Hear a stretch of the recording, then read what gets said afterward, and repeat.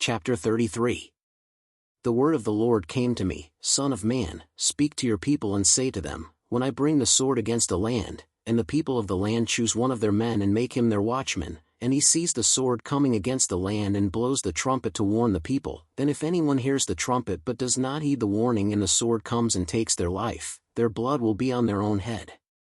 Since they heard the sound of the trumpet but did not heed the warning, their blood will be on their own head. If they had heeded the warning, they would have saved themselves. But if the watchman sees the sword coming and does not blow the trumpet to warn the people and the sword comes and takes someone's life, that person's life will be taken because of their sin, but I will hold the watchman accountable for their blood. Son of man, I have made you a watchman for the people of Israel, so hear the word I speak and give them warning from me. When I say to the wicked, you wicked person, you will surely die, and you do not speak out to dissuade them from their ways, that wicked person will die for their sin, and I will hold you accountable for their blood. But if you do warn the wicked person to turn from their ways and they do not do so, they will die for their sin, though you yourself will be saved. Son of man, say to the Israelites, this is what you are saying, our offenses and sins weigh us down, and we are wasting away because of them. How then can we live? Say to them, as surely as I live, declares the sovereign Lord, I take no pleasure in the death of the wicked, but rather that they turn from their ways and live. Turn from your evil ways. Why will you die, people of Israel? Therefore, Son of man, say to your people, if someone who is righteous disobeys, that person's former righteousness will count for nothing. And if someone who is wicked repents, that person's former wickedness will not bring condemnation. The righteous person whose sins will not be allowed to live even though they were formerly righteous.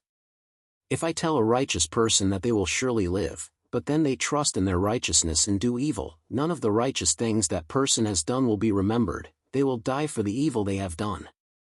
And if I say to a wicked person, you will surely die, but they then turn away from their sin and do what is just and right, if they give back what they took in pledge for a loan, return what they have stolen, follow the decrees that give life, and do no evil, that person will surely live, they will not die. None of the sins that person has committed will be remembered against them. They have done what is just and right, they will surely live. Yet your people say, the way of the Lord is not just. But it is their way that is not just. If a righteous person turns from their righteousness and does evil, they will die for it. And if a wicked person turns away from their wickedness and does what is just and right, they will live by doing so. Yet you Israelites say, the way of the Lord is not just. But I will judge each of you according to your own ways. In the 12th year of our exile, in the 10th month on the 5th day, a man who had escaped from Jerusalem came to me and said, the city has fallen. Now the evening before the man arrived, the hand of the Lord was on me, and he opened my mouth before the man came to me in the morning. So my mouth was opened and I was no longer silent. Then the word of the Lord came to me, Son of man, the people living in those ruins in the land of Israel are saying, Abraham was only one man, yet he possessed the land. But we are many, surely the land has been given to us as our possession. Therefore say to them, this is what the sovereign Lord says, since you eat meat with the blood still in it and look to your idols and shed blood, should you then possess the land? You rely on your sword, you do detestable things, and each of you defiles his neighbor's wife. Should you then possess the land? Say this to them, this is what the sovereign Lord says, as surely as I live, those who are left in the ruins will fall by the sword, those out in the country I will give to the wild animals to be devoured, and those in strongholds and caves will die of a plague. I will make the land a desolate waste, and her proud strength will come to an end, and the mountains of Israel will become desolate so that no one will cross them. Then they will know that I am the Lord, when I have made the land a desolate waste because of all the detestable things they have done. As for you, Son of man, your people are talking together about you by the walls and at the doors of the houses, saying to each other, come and hear the message that has come from the Lord. My people come to you, as they usually do, and sit before you to hear your words, but they do not put them into practice. Their mouths speak of love, but their hearts are greedy for unjust gain. Indeed, to them you are nothing more than one who sings love songs with a beautiful voice and plays an instrument well, for they hear your words but do not put them into practice. When all this comes true, and it surely will, then they will know that a prophet has been among them. Chapter 34. The word of the Lord came to me, Son of man, prophesy against the shepherds of Israel, prophesy and say to them, This is what the sovereign Lord says, Woe to you shepherds of Israel who only take care of yourselves. Should not shepherds take care of the flock? You eat the curds, clothe yourselves with the wool and slaughter the choice animals, but you do not take care of the flock. You have not strengthened the weak or healed the sick or bound up the injured. You have not brought back the strays or searched for the lost. You have ruled them harshly and brutally. So they were scattered because there was no shepherd, and when they were scattered they became food for all the wild animals. My sheep wandered over all the mountains and on every high hill. They were scattered over the whole earth, and no one searched or looked for them. Therefore, you shepherds, hear the word of the Lord, As surely as I live, declares the sovereign Lord, because my flock lacks a shepherd and so has been plundered and has become food for all the wild animals, and because my shepherds did not search for my flock but cared for themselves rather than for my flock, therefore, you shepherds, hear the word of the Lord, this is what the sovereign Lord says, I am against the shepherds and will hold them accountable for my flock. I will remove them from tending the flock so that the shepherds can no longer feed themselves. I will rescue my flock from their mouths, and it will no longer be food for them. For this is what the sovereign Lord says, I myself will search for my sheep and look after them. As a shepherd looks after his scattered flock when he is with them, so will I look after my sheep. I will rescue them from all the places where they were scattered on a day of clouds and darkness. I will bring them out from the nations and gather them from the countries, and I will bring them into their own land. I will pasture them on the mountains of Israel, in the ravines and in all the settlements in the land. I will tend them in a good pasture, and the mountain heights of Israel will be their grazing land. There they will lie down in good grazing land, and there they will feed in a rich pasture on the mountains of Israel. I myself will tend my sheep and have them lie down, declares the sovereign Lord. I will search for the lost and bring back the strays. I will bind up the injured and strengthen the weak, but the sleek and the strong I will destroy. I will shepherd the flock with justice. As for you, my flock, this is what the sovereign Lord says, I will judge between one sheep and another, and between rams and goats. Is it not enough for you to feed on the good pasture? Must you also trample the rest of your pasture with your feet? Is it not enough for you to drink clear water? Must you also muddy the rest with your feet? Must my flock feed on what you have trampled and drink what you have muddied with your feet? Therefore this is what the sovereign Lord says to them, See, I myself will judge between the fat sheep and the lean sheep. Because you shove with flank and shoulder, butting all the weak sheep with your horns until you have driven them away, I will save my flock, and they will no longer be plundered. I will judge between one sheep and another. I will place over them one shepherd, my servant David, and he will tend them and be their shepherd. I the Lord will be their God, and my servant David will be prince among them. I the Lord have spoken. I will make a covenant of peace with them and rid the land of savage beasts so that they may live in the wilderness and sleep in the forests in safety. I will make them and the places surrounding my hill a blessing.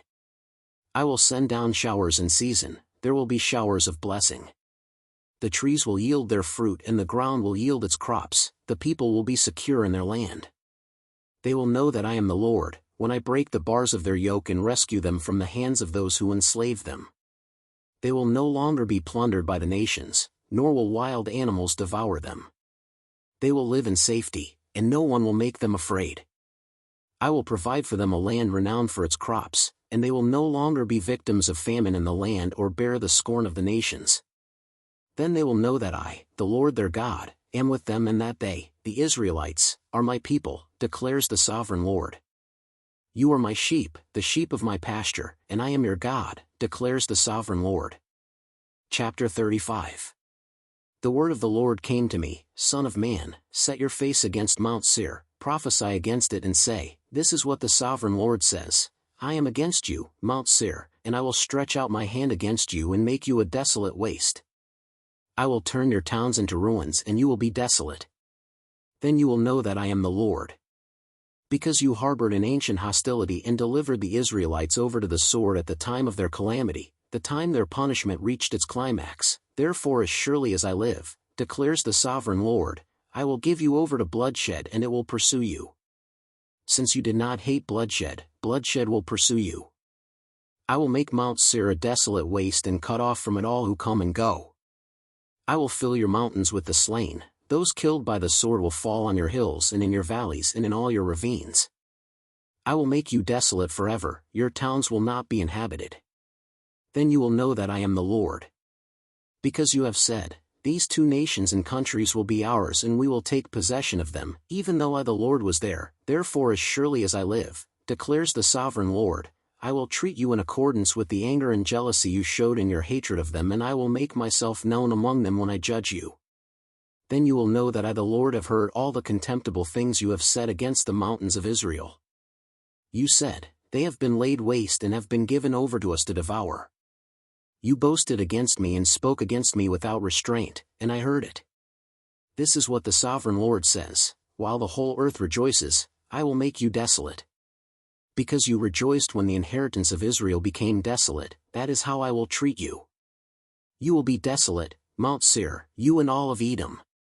Then they will know that I am the Lord. Chapter 36.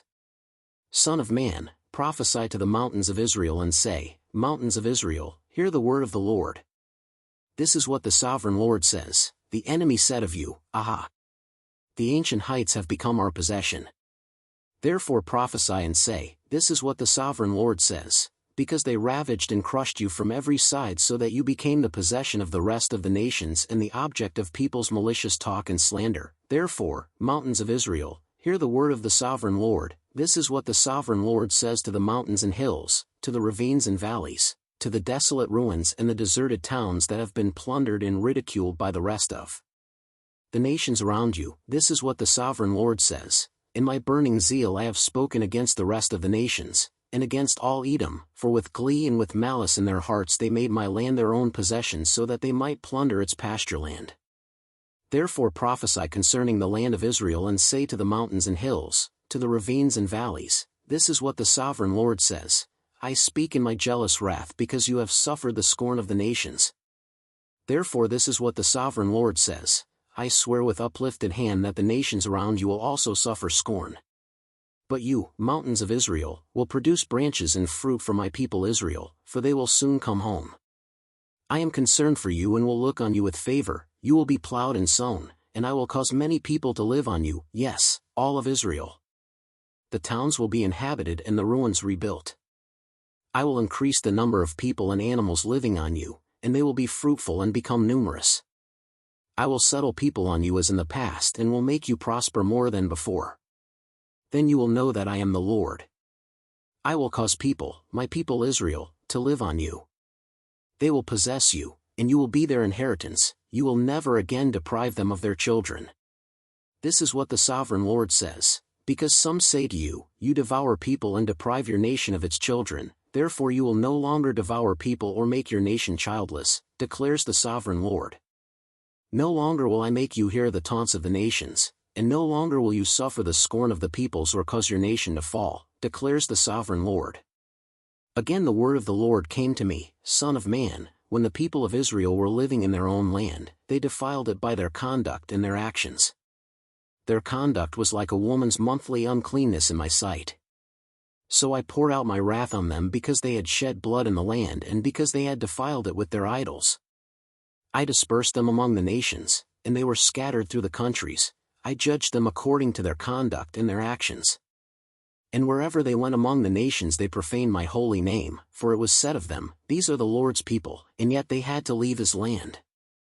I had concern for my holy name, which the people of Israel profaned among the nations where they had gone. Therefore say to the Israelites, This is what the sovereign Lord says, It is not for your sake, people of Israel, that I am going to do these things, but for the sake of my holy name, which you have profaned among the nations where you have gone. I will show the holiness of my great name, which has been profaned among the nations, the name you have profaned among them. Then the nations will know that I am the Lord, declares the sovereign Lord, when I am proved holy through you before their eyes. For I will take you out of the nations, I will gather you from all the countries and bring you back into your own land. I will sprinkle clean water on you, and you will be clean, I will cleanse you from all your impurities and from all your idols. I will give you a new heart and put a new spirit in you. I will remove from you your heart of stone and give you a heart of flesh. And I will put my spirit in you and move you to follow my decrees and be careful to keep my laws. Then you will live in the land I gave your ancestors, you will be my people, and I will be your God. I will save you from all your uncleanness. I will call for the grain and make it plentiful and will not bring famine upon you. I will increase the fruit of the trees and the crops of the field, so that you will no longer suffer disgrace among the nations because of famine. Then you will remember your evil ways and wicked deeds, and you will loathe yourselves for your sins and detestable practices. I want you to know that I am not doing this for your sake, declares the sovereign Lord. Be ashamed and disgraced for your conduct, people of Israel. This is what the sovereign Lord says: on the day I cleanse you from all your sins, I will resettle your towns, and the ruins will be rebuilt. The desolate land will be cultivated instead of lying desolate in the sight of all who pass through it. They will say, this land that was laid waste has become like the Garden of Eden. The cities that were lying in ruins, desolate and destroyed, are now fortified and inhabited. Then the nations around you that remain will know that I the Lord have rebuilt what was destroyed and have replanted what was desolate. I the Lord have spoken, and I will do it. This is what the sovereign Lord says: once again I will yield to Israel's plea and do this for them.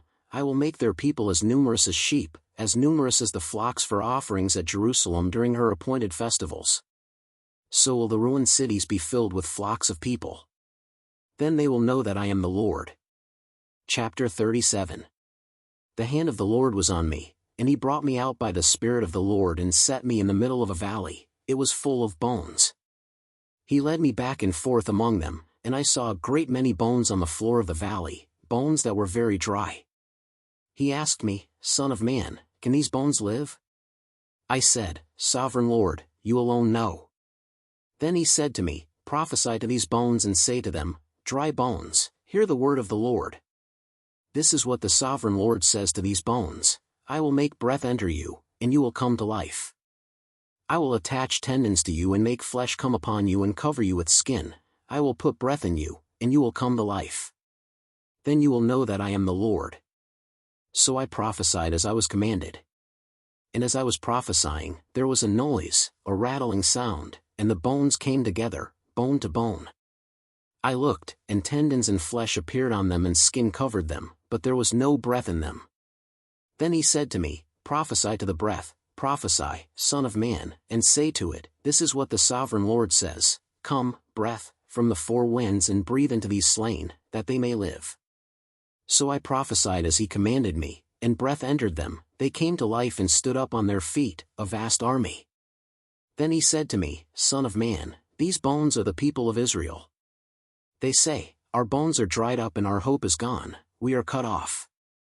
Therefore prophesy and say to them, This is what the sovereign Lord says: My people, I am going to open your graves and bring you up from them. I will bring you back to the land of Israel. Then you, my people, will know that I am the Lord, when I open your graves and bring you up from them. I will put my spirit in you and you will live, and I will settle you in your own land. Then you will know that I the Lord have spoken, and I have done it, declares the Lord. The word of the Lord came to me: Son of man, take a stick of wood and write on it, belonging to Judah and the Israelites associated with him.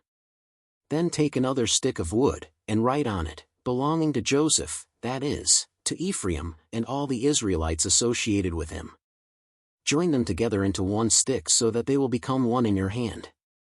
When your people ask you, Won't you tell us what you mean by this? Say to them, This is what the sovereign Lord says: I am going to take the stick of Joseph, which is in Ephraim's hand, and of the Israelite tribes associated with him, and join it to Judah's stick. I will make them into a single stick of wood, and they will become one in my hand. Hold before their eyes the sticks you have written on and say to them, This is what the sovereign Lord says: I will take the Israelites out of the nations where they have gone. I will gather them from all around and bring them back into their own land. I will make them one nation in the land, on the mountains of Israel. There will be one king over all of them, and they will never again be two nations or be divided into two kingdoms. They will no longer defile themselves with their idols and vile images or with any of their offenses, for I will save them from all their sinful backsliding, and I will cleanse them. They will be my people, and I will be their God. My servant David will be king over them, and they will all have one shepherd. They will follow my laws and be careful to keep my decrees. They will live in the land I gave to my servant Jacob, the land where your ancestors lived. They and their children's children will live there forever, and David my servant will be their prince forever. I will make a covenant of peace with them, it will be an everlasting covenant. I will establish them and increase their numbers, and I will put my sanctuary among them forever. My dwelling place will be with them, I will be their God, and they will be my people. Then the nations will know that I the Lord make Israel holy, when my sanctuary is among them forever. Chapter 38. The word of the Lord came to me, Son of man, set your face against Gog, of the land of Magog, the chief prince of Meshech and Tubal, prophesy against him and say, This is what the sovereign Lord says, I am against you, Gog, chief prince of Meshech and Tubal. I will turn you around, put hooks in your jaws and bring you out with your whole army, your horses, your horsemen fully armed, and a great horde with large and small shields, all of them brandishing their swords. Persia, Cush and Put will be with them, all with shields and helmets, also Gomer with all its troops, and Beth Togarmah from the far north with all its troops, the many nations with you. Get ready, be prepared, you and all the hordes gathered about you, and take command of them. After many days you will be called to arms. In future years you will invade a land that is recovered from war, whose people were gathered from many nations to the mountains of Israel, which had long been desolate. They had been brought out from the nations, and now all of them live in safety. You and all your troops and the many nations with you will go up, advancing like a storm, you will be like a cloud covering the land. This is what the sovereign Lord says, on that day thoughts will come into your mind and you will devise an evil scheme. You will say, I will invade a land of unwalled villages, I will attack a peaceful and unsuspecting people, all of them living without walls and without gates and bars. I will plunder and loot and turn my hand against the resettled ruins and the people gathered from the nations, rich in livestock and goods, living at the center of the land. Sheba and Dedan and the merchants of Tarshish and all her villages, will say to you, Have you come to plunder? Have you gathered your hordes to loot, to carry off silver and gold, to take away livestock and goods and to seize much plunder? Therefore, Son of man, prophesy and say to Gog, This is what the sovereign Lord says, In that day, when my people Israel are living in safety, will you not take notice of it?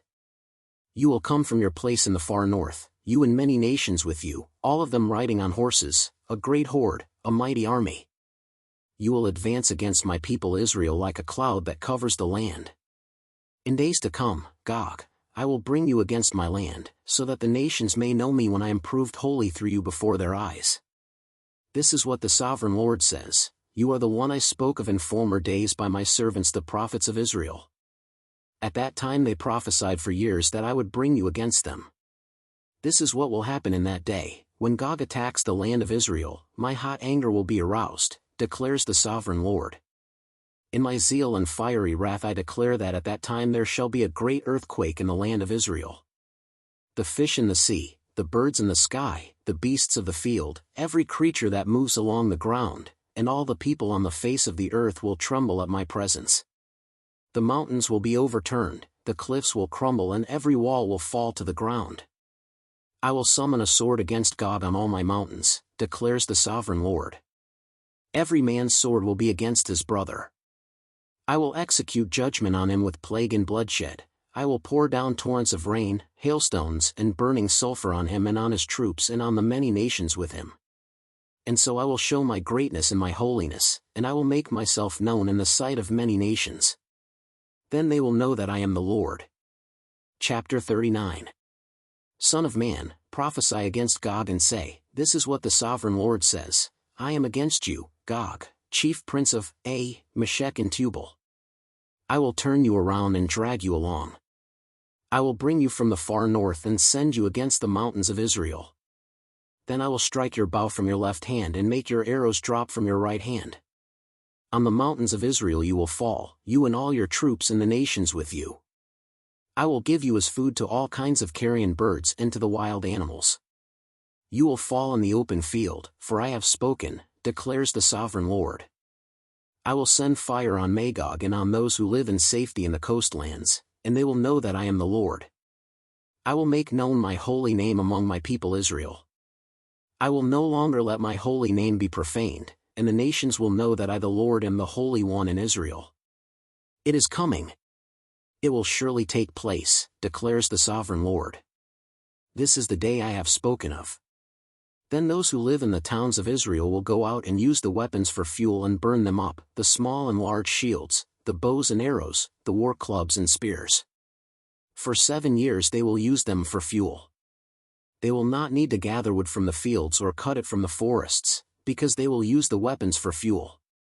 And they will plunder those who plundered them and loot those who looted them, declares the sovereign Lord. On that day I will give Gog a burial place in Israel, in the valley of those who travel east of the sea.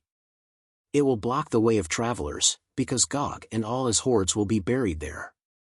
So it will be called the valley of Ammon Gog. For 7 months the Israelites will be burying them in order to cleanse the land. All the people of the land will bury them, and the day I display my glory will be a memorable day for them, declares the sovereign Lord. People will be continually employed in cleansing the land. They will spread out across the land and, along with others, they will bury any bodies that are lying on the ground. After the 7 months they will carry out a more detailed search. As they go through the land, anyone who sees a human bone will leave a marker beside it until the gravediggers bury it in the valley of Ammon Gog, near a town called Hamanah. And so they will cleanse the land. Son of man, this is what the sovereign Lord says: call out to every kind of bird and all the wild animals, assemble and come together from all around to the sacrifice I am preparing for you, the great sacrifice on the mountains of Israel. There you will eat flesh and drink blood. You will eat the flesh of mighty men and drink the blood of the princes of the earth as if they were rams and lambs, goats and bulls, all of them fattened animals from Bashan. At the sacrifice I am preparing for you, you will eat fat till you are glutted and drink blood till you are drunk. At my table you will eat your fill of horses and riders, mighty men and soldiers of every kind, declares the sovereign Lord. I will display my glory among the nations, and all the nations will see the punishment I inflict and the hand I lay on them. From that day forward the people of Israel will know that I am the Lord their God. And the nations will know that the people of Israel went into exile for their sin, because they were unfaithful to me. So I hid my face from them and handed them over to their enemies, and they all fell by the sword. I dealt with them according to their uncleanness and their offenses, and I hid my face from them. Therefore this is what the sovereign Lord says: I will now restore the fortunes of Jacob and will have compassion on all the people of Israel, and I will be zealous for my holy name. They will forget their shame and all the unfaithfulness they showed toward me when they lived in safety in their land with no one to make them afraid. When I have brought them back from the nations and have gathered them from the countries of their enemies, I will be proved holy through them in the sight of many nations. Then they will know that I am the Lord their God, for though I sent them into exile among the nations, I will gather them to their own land, not leaving any behind. I will no longer hide my face from them, for I will pour out my spirit on the people of Israel, declares the sovereign Lord. Chapter 40. In the 25th year of our exile, at the beginning of the year, on the 10th of the month, in the 14th year after the fall of the city, on that very day the hand of the Lord was on me and he took me there. In visions of God he took me to the land of Israel and set me on a very high mountain, on whose south side were some buildings that looked like a city. He took me there, and I saw a man whose appearance was like bronze. He was standing in the gateway with a linen cord and a measuring rod in his hand. The man said to me, Son of man, look carefully and listen closely and pay attention to everything I am going to show you, for that is why you have been brought here. Tell the people of Israel everything you see. I saw a wall completely surrounding the temple area. The length of the measuring rod in the man's hand was 6 long cubits, each of which was a cubit and a handbreadth. He measured the wall. It was 1 measuring rod thick and 1 rod high. Then he went to the east gate. He climbed its steps and measured the threshold of the gate. It was 1 rod deep. The alcoves for the guards were 1 rod long and 1 rod wide, and the projecting walls between the alcoves were 5 cubits thick. And the threshold of the gate next to the portico facing the temple was 1 rod deep. Then he measured the portico of the gateway. It was 8 cubits deep and its jambs were 2 cubits thick. The portico of the gateway faced the temple. Inside the east gate were 3 alcoves on each side. The 3 had the same measurements, and the faces of the projecting walls on each side had the same measurements. Then he measured the width of the entrance of the gateway. It was 10 cubits and its length was 13 cubits. In front of each alcove was a wall 1 cubit high, and the alcoves were 6 cubits square. Then he measured the gateway from the top of the rear wall of one alcove to the top of the opposite one. The distance was 25 cubits from one parapet opening to the opposite one. He measured along the faces of the projecting walls all around the inside of the gateway, 60 cubits. The measurement was up to the portico facing the courtyard. The distance from the entrance of the gateway to the far end of its portico was 50 cubits. The alcoves and the projecting walls inside the gateway were surmounted by narrow parapet openings all around, as was the portico. The openings all around faced inward. The faces of the projecting walls were decorated with palm trees. Then he brought me into the outer court. There I saw some rooms and a pavement that had been constructed all around the court. There were 30 rooms along the pavement. It abutted the sides of the gateways and was as wide as they were long. This was the lower pavement. Then he measured the distance from the inside of the lower gateway to the outside of the inner court. It was 100 cubits on the east side as well as on the north. Then he measured the length and width of the north gate, leading into the outer court. Its alcoves, 3 on each side, its projecting walls and its portico had the same measurements as those of the first gateway. It was 50 cubits long and 25 cubits wide. Its openings, its portico, and its palm tree decorations had the same measurements as those of the gate facing east. 7 steps led up to it, with its portico opposite them. There was a gate to the inner court facing the north gate, just as there was on the east. He measured from one gate to the opposite one. It was 100 cubits. Then he led me to the south side and I saw the south gate. He measured its jambs and its portico, and they had the same measurements as the others. The gateway and its portico had narrow openings all around, like the openings of the others. It was 50 cubits long and 25 cubits wide. 7 steps led up to it, with its portico opposite them. It had palm tree decorations on the faces of the projecting walls on each side. The inner court also had a gate facing south, and he measured from this gate to the outer gate on the south side. It was 100 cubits. Then he brought me into the inner court through the south gate, and he measured the south gate. It had the same measurements as the others. Its alcoves, its projecting walls and its portico had the same measurements as the others. The gateway and its portico had openings all around. It was 50 cubits long and 25 cubits wide. The porticos of the gateways around the inner court were 25 cubits wide and 5 cubits deep. Its portico faced the outer court, palm trees decorated its jambs, and 8 steps led up to it. Then he brought me to the inner court on the east side, and he measured the gateway. It had the same measurements as the others. Its alcoves, its projecting walls and its portico had the same measurements as the others.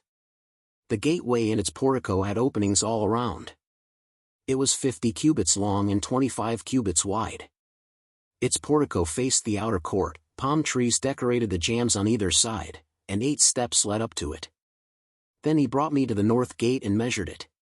It had the same measurements as the others, as did its alcoves, its projecting walls and its portico, and it had openings all around. It was 50 cubits long and 25 cubits wide. Its portico faced the outer court, palm trees decorated the jambs on either side, and 8 steps led up to it. A room with a doorway was by the portico in each of the inner gateways, where the burnt offerings were washed. In the portico of the gateway were 2 tables on each side, on which the burnt offerings, sin offerings, and guilt offerings were slaughtered. By the outside wall of the portico of the gateway, near the steps at the entrance of the north gateway were 2 tables, and on the other side of the steps were 2 tables. So there were 4 tables on one side of the gateway and 4 on the other, 8 tables in all, on which the sacrifices were slaughtered. There were also 4 tables of dressed stone for the burnt offerings, each a cubit and a half long, a cubit and a half wide and a cubit high. On them were placed the utensils for slaughtering the burnt offerings and the other sacrifices. And double-pronged hooks, each a handbreadth long, were attached to the wall all around. The tables were for the flesh of the offerings.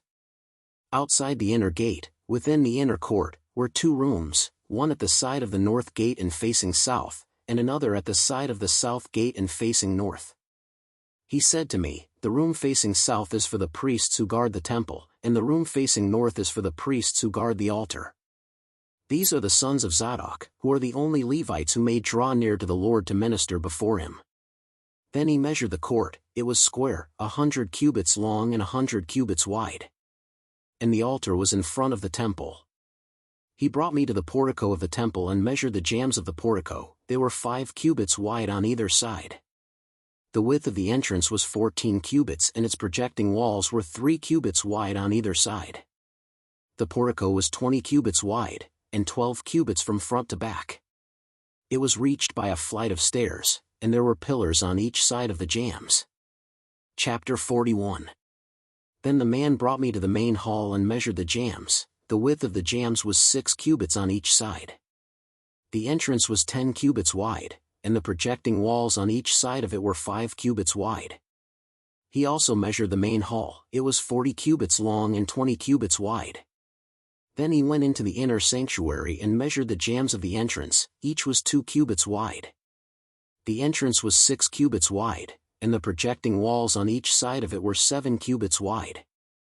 And he measured the length of the inner sanctuary. It was 20 cubits, and its width was 20 cubits across the end of the main hall. He said to me, "This is the most holy place." Then he measured the wall of the temple. It was 6 cubits thick, and each side room around the temple was 4 cubits wide. The side rooms were on 3 levels, one above another, 30 on each level. There were ledges all around the wall of the temple to serve as supports for the side rooms, so that the supports were not inserted into the wall of the temple. The side rooms all around the temple were wider at each successive level. The structure surrounding the temple was built in ascending stages, so that the rooms widened as one went upward. A stairway went up from the lowest floor to the top floor through the middle floor. I saw that the temple had a raised base all around it, forming the foundation of the side rooms. It was the length of the rod, 6 long cubits. The outer wall of the side rooms was 5 cubits thick. The open area between the side rooms of the temple and the priests' rooms was 20 cubits wide all around the temple. There were entrances to the side rooms from the open area, one on the north and another on the south, and the base adjoining the open area was 5 cubits wide all around. The building facing the temple courtyard on the west side was 70 cubits wide. The wall of the building was 5 cubits thick all around, and its length was 90 cubits. Then he measured the temple. It was 100 cubits long, and the temple courtyard and the building with its walls were also 100 cubits long. The width of the temple courtyard on the east, including the front of the temple, was 100 cubits. Then he measured the length of the building facing the courtyard at the rear of the temple, including its galleries on each side. It was 100 cubits. The main hall, the inner sanctuary and the portico facing the court, as well as the thresholds and the narrow windows and galleries around the 3 of them, everything beyond and including the threshold was covered with wood. The floor, the wall up to the windows, and the windows were covered. In the space above the outside of the entrance to the inner sanctuary and on the walls at regular intervals all around the inner and outer sanctuary were carved cherubim and palm trees. Palm trees alternated with cherubim. Each cherub had 2 faces, the face of a human being toward the palm tree on one side and the face of a lion toward the palm tree on the other. They were carved all around the whole temple. From the floor to the area above the entrance, cherubim and palm trees were carved on the wall of the main hall. The main hall had a rectangular doorframe, and the one at the front of the most holy place was similar. There was a wooden altar 3 cubits high and 2 cubits square. Its corners, its base, and its sides were of wood. The man said to me, "This is the table that is before the Lord." Both the main hall and the most holy place had double doors. Each door had 2 leaves, 2 hinged leaves for each door. And on the doors of the main hall were carved cherubim and palm trees like those carved on the walls, and there was a wooden overhang on the front of the portico. On the side walls of the portico were narrow windows with palm trees carved on each side. The side rooms of the temple also had overhangs.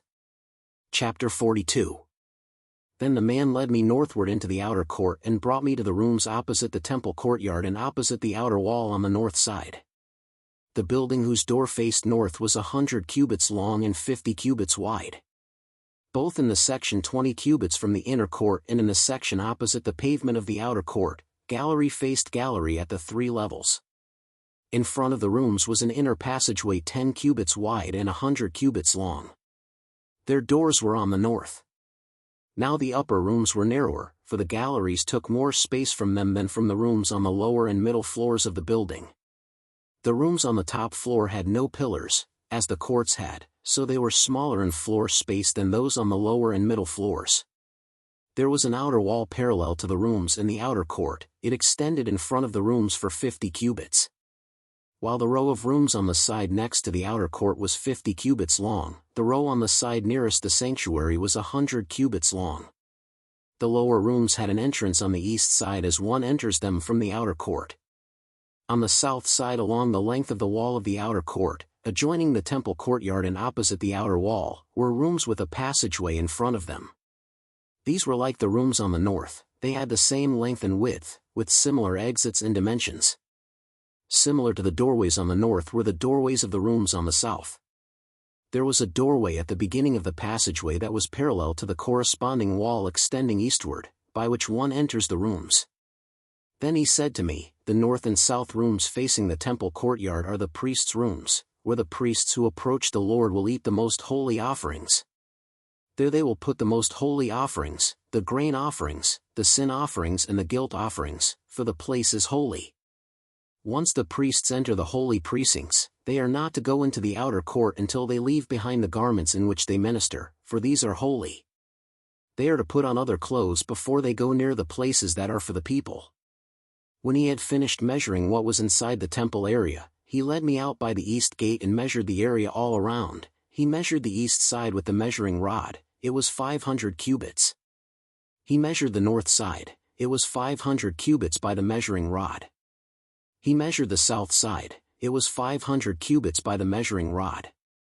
Then he turned to the west side and measured. It was 500 cubits by the measuring rod. So he measured the area on all 4 sides. It had a wall around it, 500 cubits long and 500 cubits wide, to separate the holy from the common. Chapter 43.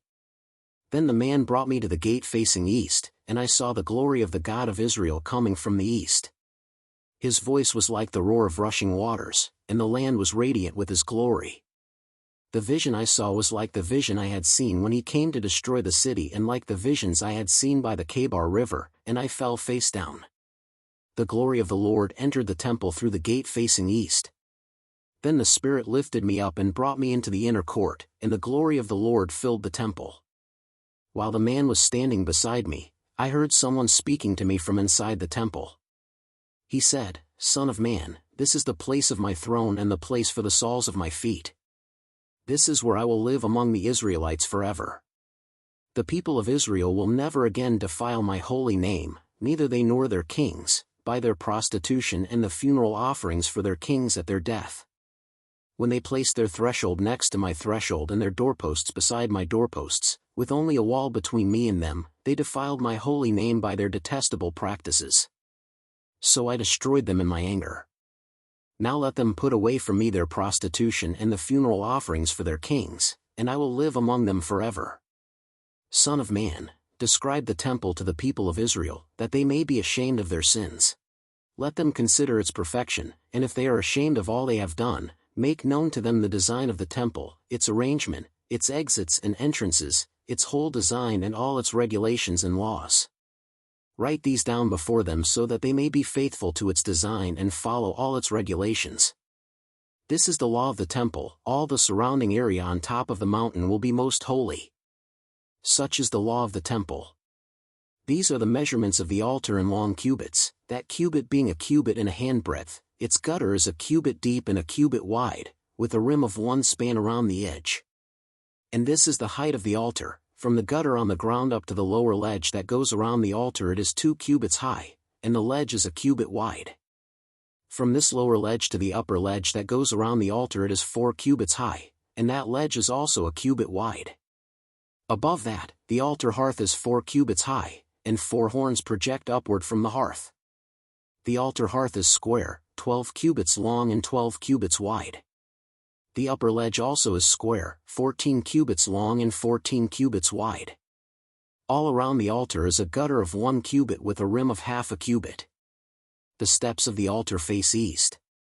Then he said to me, Son of man, this is what the Sovereign Lord says, these will be the regulations for sacrificing burnt offerings and splashing blood against the altar when it is built. You are to give a young bull as a sin offering to the Levitical priests of the family of Zadok, who come near to minister before me, declares the Sovereign Lord. You are to take some of its blood and put it on the 4 horns of the altar and on the 4 corners of the upper ledge and all around the rim, and so purify the altar and make atonement for it. You are to take the bull for the sin offering and burn it in the designated part of the temple area outside the sanctuary. On the 2nd day you are to offer a male goat without defect for a sin offering, and the altar is to be purified as it was purified with the bull. When you have finished purifying it, you are to offer a young bull and a ram from the flock, both without defect. You are to offer them before the Lord, and the priests are to sprinkle salt on them and sacrifice them as a burnt offering to the Lord. For 7 days you are to provide a male goat daily for a sin offering. You are also to provide a young bull and a ram from the flock, both without defect. For 7 days they are to make atonement for the altar and cleanse it, thus they will dedicate it. At the end of these days, from the 8th day on, the priests are to present your burnt offerings and fellowship offerings on the altar. Then I will accept you, declares the Sovereign Lord. Chapter 44. Then the man brought me back to the outer gate of the sanctuary, the one facing east, and it was shut. The Lord said to me, This gate is to remain shut. It must not be opened, no one may enter through it. It is to remain shut because the Lord, the God of Israel, has entered through it. The prince himself is the only one who may sit inside the gateway to eat in the presence of the Lord. He is to enter by way of the portico of the gateway and go out the same way. Then the man brought me by way of the north gate to the front of the temple. I looked and saw the glory of the Lord filling the temple of the Lord, and I fell face down. The Lord said to me, Son of man, look carefully, listen closely and give attention to everything I tell you concerning all the regulations and instructions regarding the temple of the Lord. Give attention to the entrance to the temple and all the exits of the sanctuary. Say to rebellious Israel, This is what the Sovereign Lord says, Enough of your detestable practices, people of Israel. In addition to all your other detestable practices, you brought foreigners uncircumcised in heart and flesh into my sanctuary, desecrating my temple while you offered me food, fat and blood, and you broke my covenant. Instead of carrying out your duty in regard to my holy things, you put others in charge of my sanctuary. This is what the Sovereign Lord says, No foreigner uncircumcised in heart and flesh is to enter my sanctuary, not even the foreigners who live among the Israelites. The Levites who went far from me when Israel went astray and who wandered from me after their idols must bear the consequences of their sin. They may serve in my sanctuary, having charge of the gates of the temple and serving in it. They may slaughter the burnt offerings and sacrifices for the people and stand before the people and serve them. But because they served them in the presence of their idols and made the people of Israel fall into sin, therefore I have sworn with uplifted hand that they must bear the consequences of their sin, declares the Sovereign Lord. They are not to come near to serve me as priests or come near any of my holy things or my most holy offerings. They must bear the shame of their detestable practices. And I will appoint them to guard the temple for all the work that is to be done in it. But the Levitical priests, who are descendants of Zadok and who guarded my sanctuary when the Israelites went astray from me, are to come near to minister before me. They are to stand before me to offer sacrifices of fat and blood, declares the Sovereign Lord. They alone are to enter my sanctuary, they alone are to come near my table to minister before me and serve me as guards. When they enter the gates of the inner court, they are to wear linen clothes. They must not wear any woolen garment while ministering at the gates of the inner court or inside the temple. They are to wear linen turbans on their heads and linen undergarments around their waists. They must not wear anything that makes them perspire. When they go out into the outer court where the people are, they are to take off the clothes they have been ministering in and are to leave them in the sacred rooms, and put on other clothes, so that the people are not consecrated through contact with their garments. They must not shave their heads or let their hair grow long, but they are to keep the hair of their heads trimmed. No priest is to drink wine when he enters the inner court. They must not marry widows or divorced women, They may marry only virgins of Israelite descent or widows of priests. They are to teach my people the difference between the holy and the common and show them how to distinguish between the unclean and the clean. In any dispute, the priests are to serve as judges and decide it according to my ordinances. They are to keep my laws and my decrees for all my appointed festivals, and they are to keep my Sabbaths holy. A priest must not defile himself by going near a dead person. However, if the dead person was his father or mother, son or daughter, brother or unmarried sister, then he may defile himself. After he is cleansed, he must wait 7 days.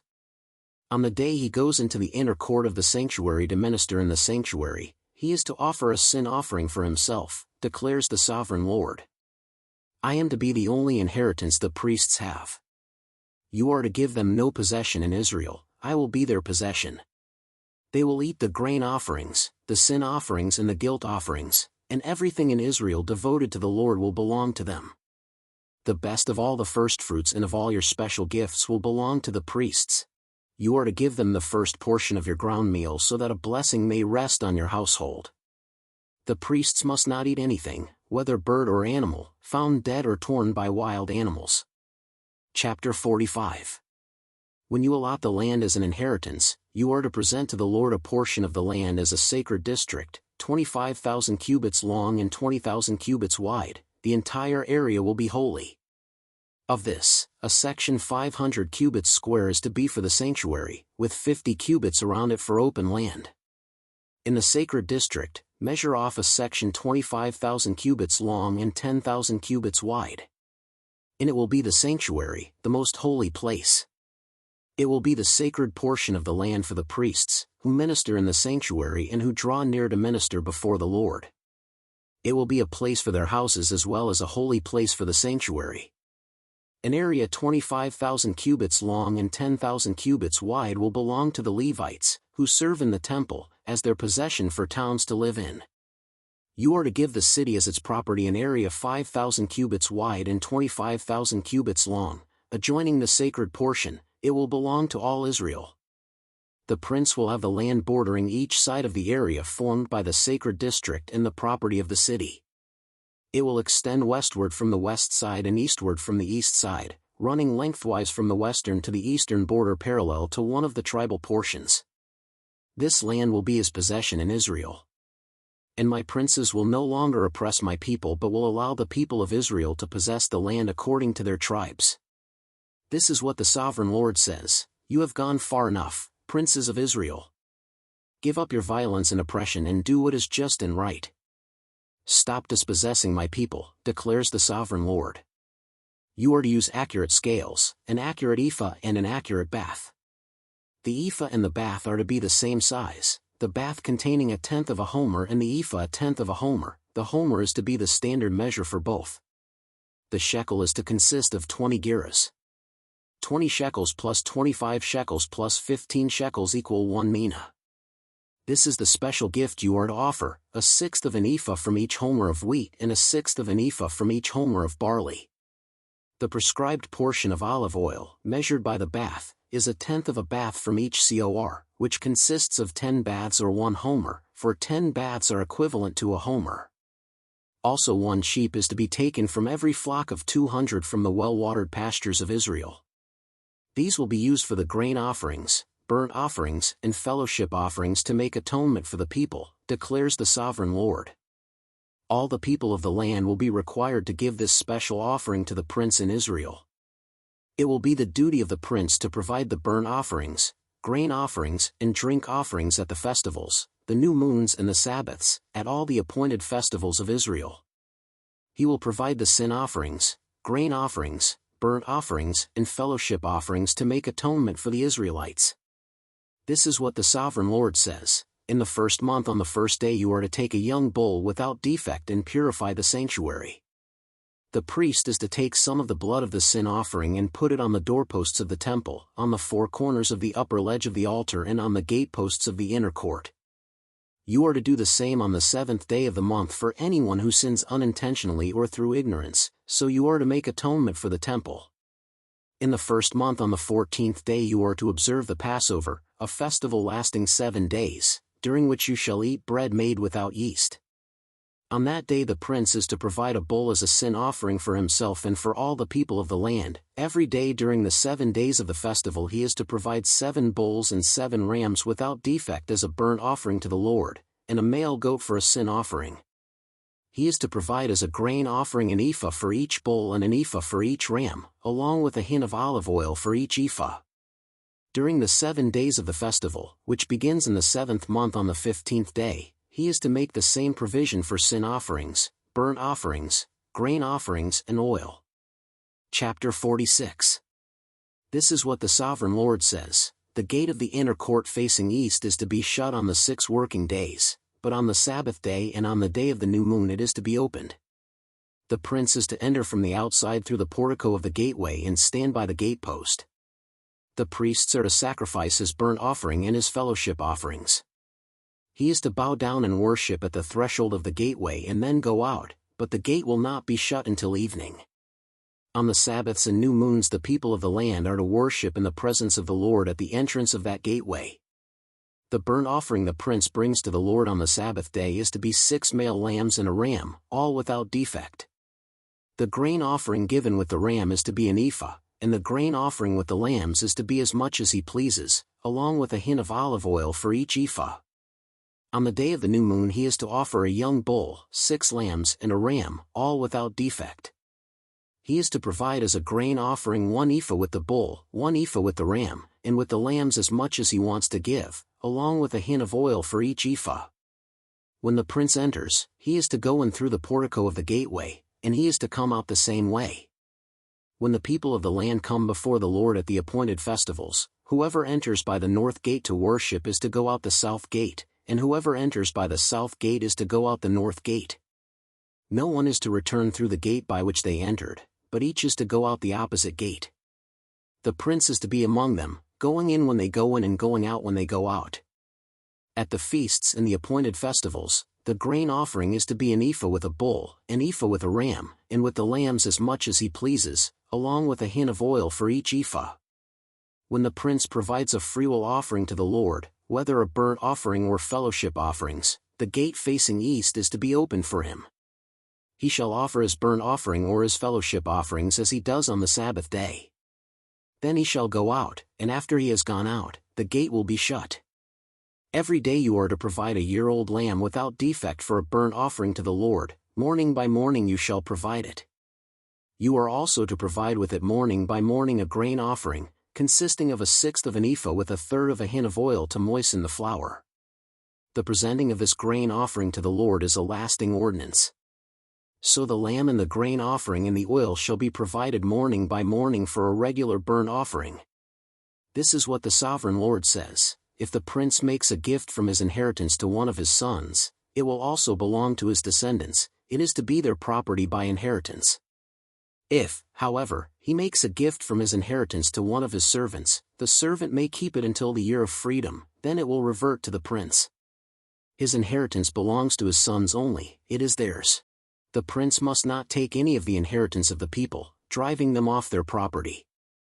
He is to give his sons their inheritance out of his own property, so that not one of my people will be separated from their property. Then the man brought me through the entrance at the side of the gate to the sacred rooms facing north, which belonged to the priests, and showed me a place at the western end.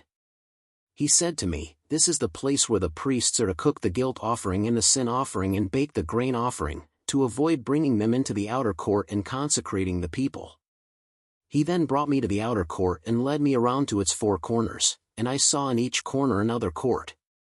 In the 4 corners of the outer court were enclosed courts, 40 cubits long and 30 cubits wide. Each of the courts in the 4 corners was the same size. Around the inside of each of the 4 courts was a ledge of stone, with places for fire built all around under the ledge. He said to me, "These are the kitchens where those who minister at the temple are to cook the sacrifices of the people." Chapter 47. The man brought me back to the entrance to the temple, and I saw water coming out from under the threshold of the temple toward the east, for the temple faced east. The water was coming down from under the south side of the temple, south of the altar. He then brought me out through the north gate and led me around the outside to the outer gate facing east, and the water was trickling from the south side. As the man went eastward with a measuring line in his hand, he measured off 1,000 cubits and then led me through water that was ankle deep. He measured off another 1,000 cubits and led me through water that was knee deep. He measured off another 1,000 and led me through water that was up to the waist. He measured off another 1,000, but now it was a river that I could not cross, because the water had risen and was deep enough to swim in, a river that no one could cross. He asked me, "Son of man, do you see this?" Then he led me back to the bank of the river. When I arrived there, I saw a great number of trees on each side of the river. He said to me, "This water flows toward the eastern region and goes down into the Arabah, where it enters the Dead Sea. When it empties into the sea, the salty water there becomes fresh. Swarms of living creatures will live wherever the river flows. There will be large numbers of fish, because this water flows there and makes the salt water fresh, so where the river flows everything will live. Fishermen will stand along the shore, from En-Gedi to En-Eglaim there will be places for spreading nets. The fish will be of many kinds, like the fish of the Mediterranean Sea. But the swamps and marshes will not become fresh, they will be left for salt. Fruit trees of all kinds will grow on both banks of the river. Their leaves will not wither, nor will their fruit fail. Every month they will bear fruit, because the water from the sanctuary flows to them. Their fruit will serve for food and their leaves for healing. This is what the Sovereign Lord says. These are the boundaries of the land that you will divide among the 12 tribes of Israel as their inheritance, with 2 portions for Joseph. You are to divide it equally among them. Because I swore with uplifted hand to give it to your ancestors, this land will become your inheritance. This is to be the boundary of the land. On the north side it will run from the Mediterranean Sea by the Hethlon road past Lebo Hamath to Zedad, Berotha and Sibraim, which lies on the border between Damascus and Hamath, as far as Hazer Hatticon, which is on the border of Horon. The boundary will extend from the sea to Hazar Enan, along the northern border of Damascus, with the border of Hamath to the north. This will be the northern boundary. On the east side the boundary will run between Horon and Damascus, along the Jordan between Gilead and the land of Israel, to the Dead Sea and as far as Tamar. This will be the eastern boundary. On the south side it will run from Tamar as far as the waters of Meribah Kadesh, then along the Wadi of Egypt to the Mediterranean Sea. This will be the southern boundary. On the west side, the Mediterranean Sea will be the boundary to a point opposite Lebo Hamath. This will be the western boundary. You are to distribute this land among yourselves according to the tribes of Israel. You are to allot it as an inheritance for yourselves and for the foreigners residing among you and who have children. You are to consider them as native-born Israelites, along with you they are to be allotted an inheritance among the tribes of Israel. In whatever tribe a foreigner resides, there you are to give them their inheritance, declares the Sovereign Lord. Chapter 48. These are the tribes, listed by name. At the northern frontier, Dan will have 1 portion, it will follow the Hethlon road to Lebo Hamath, Hazar Enan, and the northern border of Damascus next to Hamath will be part of its border from the east side to the west side. Asher will have 1 portion, it will border the territory of Dan from east to west. Naphtali will have 1 portion, it will border the territory of Asher from east to west. Manasseh will have 1 portion, it will border the territory of Naphtali from east to west. Ephraim will have 1 portion, it will border the territory of Manasseh from east to west. Reuben will have 1 portion, it will border the territory of Ephraim from east to west. Judah will have 1 portion, it will border the territory of Reuben from east to west. Bordering the territory of Judah from east to west will be the portion you are to present as a special gift. It will be 25,000 cubits wide, and its length from east to west will equal one of the tribal portions. The sanctuary will be in the center of it. The special portion you are to offer to the Lord will be 25,000 cubits long and 10,000 cubits wide. This will be the sacred portion for the priests. It will be 25,000 cubits long on the north side, 10,000 cubits wide on the west side, 10,000 cubits wide on the east side and 25,000 cubits long on the south side. In the center of it will be the sanctuary of the Lord. This will be for the consecrated priests, the Zadokites, who were faithful in serving me and did not go astray as the Levites did when the Israelites went astray. It will be a special gift to them from the sacred portion of the land, a most holy portion, bordering the territory of the Levites. Alongside the territory of the priests, the Levites will have an allotment 25,000 cubits long and 10,000 cubits wide. Its total length will be 25,000 cubits and its width 10,000 cubits. They must not sell or exchange any of it. This is the best of the land and must not pass into other hands, because it is holy to the Lord. The remaining area, 5,000 cubits wide and 25,000 cubits long, will be for the common use of the city, for houses, and for pastureland. The city will be in the center of it and will have these measurements: the north side 4,500 cubits, the south side 4,500 cubits, the east side 4,500 cubits, and the west side 4,500 cubits. The pastureland for the city will be 250 cubits on the north, 250 cubits on the south, 250 cubits on the east, and 250 cubits on the west. What remains of the area, bordering on the sacred portion and running the length of it, will be 10,000 cubits on the east side and 10,000 cubits on the west side. Its produce will supply food for the workers of the city. The workers from the city who farm it will come from all the tribes of Israel. The entire portion will be a square, 25,000 cubits on each side. As a special gift you will set aside the sacred portion, along with the property of the city. What remains on both sides of the area formed by the sacred portion and the property of the city will belong to the prince. It will extend eastward from the 25,000 cubits of the sacred portion to the eastern border, and westward from the 25,000 cubits to the western border. Both these areas running the length of the tribal portions will belong to the prince, and the sacred portion with the temple sanctuary will be in the center of them. So the property of the Levites and the property of the city will lie in the center of the area that belongs to the prince. The area belonging to the prince will lie between the border of Judah and the border of Benjamin.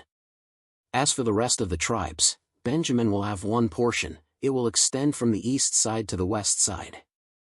Simeon will have one portion. It will border the territory of Benjamin from east to west. Issachar will have one portion. It will border the territory of Simeon from east to west. Zebulun will have one portion. It will border the territory of Issachar from east to west. Gad will have one portion. It will border the territory of Zebulun from east to west. The southern boundary of Gad will run south from Tamar to the waters of Meribah Kadesh, then along the Wadi of Egypt to the Mediterranean Sea. This is the land you are to allot as an inheritance to the tribes of Israel, and these will be their portions, declares the sovereign Lord.